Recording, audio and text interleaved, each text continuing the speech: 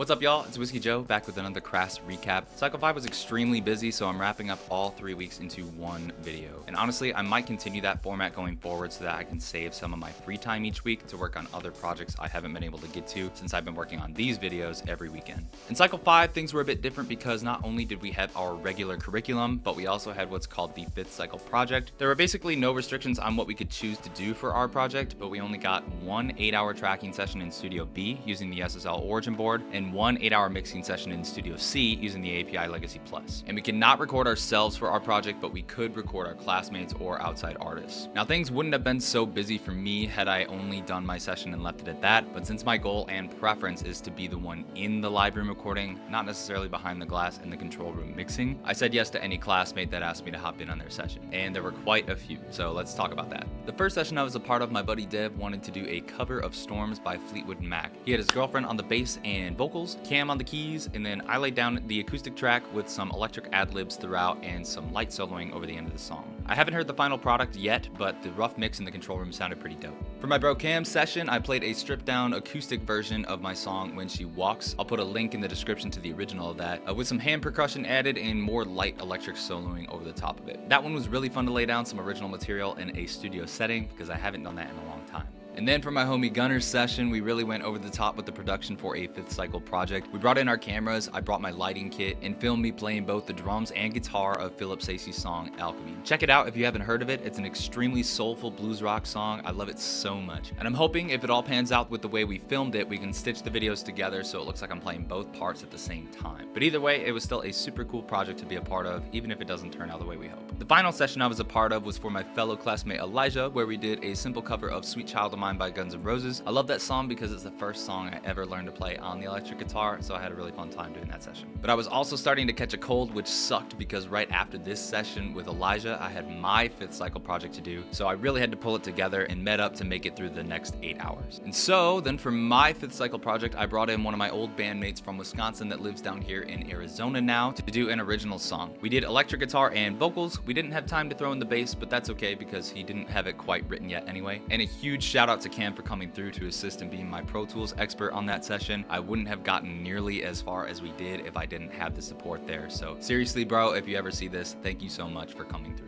I had my mixing session the next day, and that's about when the peak of my cold hit, so being completely transparent, I did not do a whole lot in that mix session. I sat with a box of tissues and a garbage can, trying not to focus on just how awful I felt. But I did manage to at least put all the best takes together in the Pro Tools session, so we have a good starting point when I do get another chance to mix what we have. And I think that wraps up the 5th Cycle project side of things, so with that, let's get into the curriculum side of Cycle 5. And one more thing too though, all of the Cycle 5 project stuff I just talked about is on top of all the schoolwork we had to do as well. So if you're at this point in the program, time management is extremely important, especially if you're working while in school or have other obligations to attend to, and don't forget to take care of yourself first. All right, so getting into the curriculum, week 1, we kicked off Cycle 5 with a major milestone, which was diving into Pro Tools. This is the DAW most of us had been waiting to get our hands on, and it did not disappoint. We had 3 Pro Tools classes throughout the week, each building on the fundamentals of working inside the software. On Monday, we started with a bit of history on Pro Tools, where it came from, how it evolved, and why it's still such a powerhouse in professional audio production. After that, we jumped into a template project to learn basic navigation, like switching between edit and mix windows, zooming in and out, and how to move around a session efficiently. Tuesday took things further with a breakdown of all the tools, especially the Smart tool, which streamlines editing significantly. We also explored the mix window in detail and got hands-on with basic recording techniques using our Volt 4 interfaces. By Thursday, things picked up in intensity. We were introduced to shortcuts, clip editing techniques, how to create groups to organize tracks, and how to set markers to keep sessions structured and navigable. Outside of the Pro Tools world, Wednesday brought a CT class focused on networking. We learned the basics of how networks operate, the meaning of IP addresses, and why this knowledge is critical in live sound and studio environments where multiple devices communicate.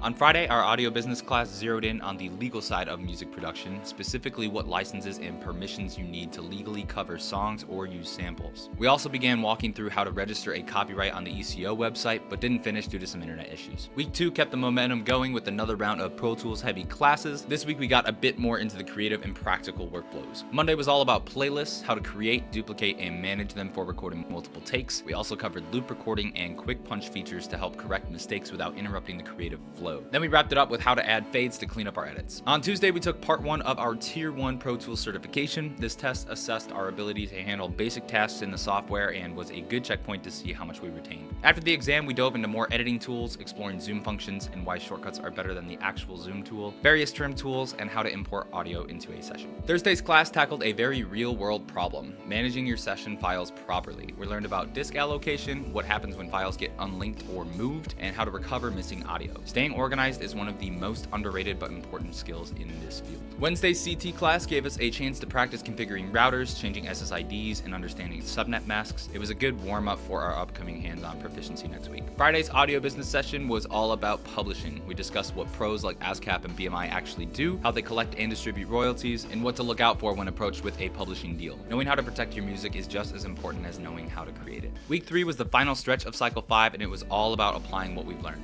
On Monday, we reviewed how to use aggregate devices and explored the benefits of using session templates. This class really emphasized the importance of creating efficient workflows and organizing sessions in a way that supports speed and creativity. Tuesday was pretty relaxed. We completed part 2 of our Tier 1 Pro Tools proficiency, then installed some powerful plugins like Isotope and Melodyne and Eventide. These will open up a whole new range of possibilities for mixing and sound design, and I'm excited to dig into them more. Wednesday was test day for CT. We had both a written exam and a hands-on portion where we configured routers and used CyberDuck to transfer files to a server. We even got to try making our own Ethernet cables. Mine did not work, but hey, at least now I know how not to make one. And then Thursday's Pro Tools class was a deep dive into MIDI functionality and how to import session data from other projects. We also worked on mixing techniques using both imported tracks and templates, something that's definitely going to be a part of our workflow going forward. And finally, on Friday, we wrapped everything up with the Audio Business 100 final. We also talked about record labels and the role they have played throughout the years. But once that was over, we were officially done with Cycle 5. Thank you all so much for watching. If this video was helpful, don't forget to like, subscribe, all that fun stuff, and I will see you at the end of Cycle 6.